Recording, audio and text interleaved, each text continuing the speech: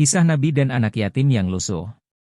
Pada suatu kisah diceritakan bahwa ketika semua orang bergembira menyambut hari raya, namun ada seorang gadis kecil di sudut jalan kota Madinah dengan pakaian lusuh. Dia seorang diri dan tampak menangis terseduh-seduh. Tatkala Rasulullah lewat di dekat gadis tersebut, kemudian dia melihat gadis itu, kemudian beliau menghampirinya. "Anakku, mengapa kamu menangis?" "Hari ini adalah hari raya bukan?" ujar Rasulullah. Melihat anak tersebut menangis, Rasulullah lalu mengajaknya bercakap-cakap, "Mengapa engkau mengais wahai anakku? Mengapa kau tidak bermain bersama teman-temanmu?" Anak gadis tersebut tidak mengetahui bahwa orang yang ada di hadapannya adalah Rasulullah.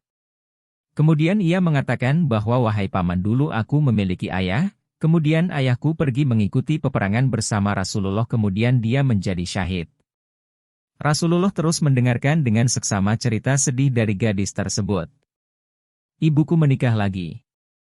Ia memakan harta warisanku, sepeninggalan ayah. Sedangkan ayah baruku mengusirku dari rumahku sendiri. Kini aku tak memiliki apapun. Makanan, minuman, pakaian, dan tempat tinggal.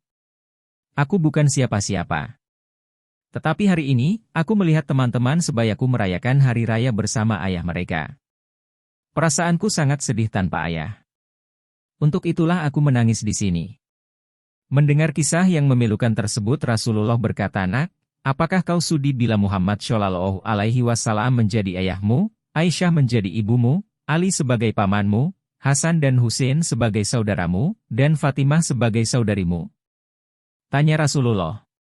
Mendengar tawaran tersebut, anak itu langsung bergembira karena orang yang ada di depannya adalah Rasulullah yang sekarang telah menjadi ayah barunya, dan Aisyah telah menjadi ibunya, Hasan dan Husain telah menjadi saudaranya, dan Fatimah menjadi saudarinya.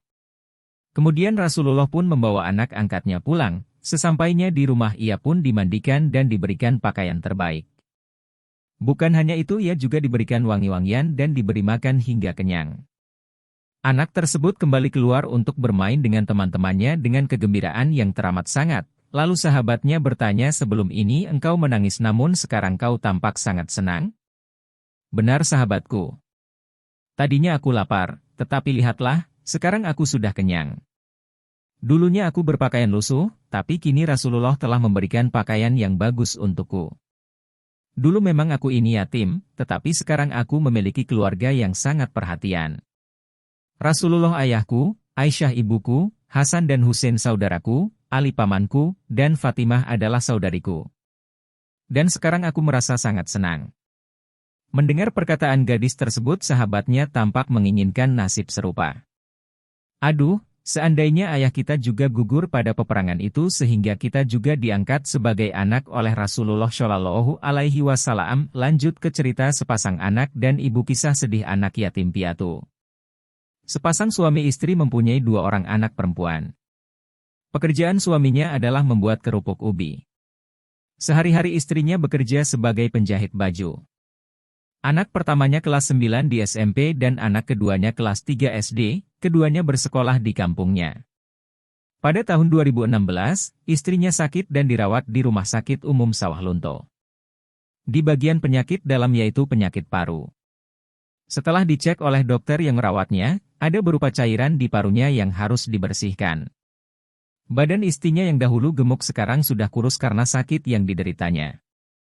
Badannya terasa lemas dan sering batuk-batuk. Selama 2 minggu di Sawah Lunto, akhirnya dirujuk di Rumah Sakit Umum Padang. Suaminya selalu mendampingi istrinya selama sakit. Bagian kaki sudah mulai membengkak dan mengeluhkan sakit. Selama lebih kurang 3 bulan lamanya di Rumah Sakit Umum Padang, dokter menyarankan agar pasien dibawa pulang dan bisa berkumpul bersama anak-anaknya di rumah. Setelah ditanya penyakit istrinya ke dokter, dokter menyebutkan nama penyakitnya, yaitu lupus.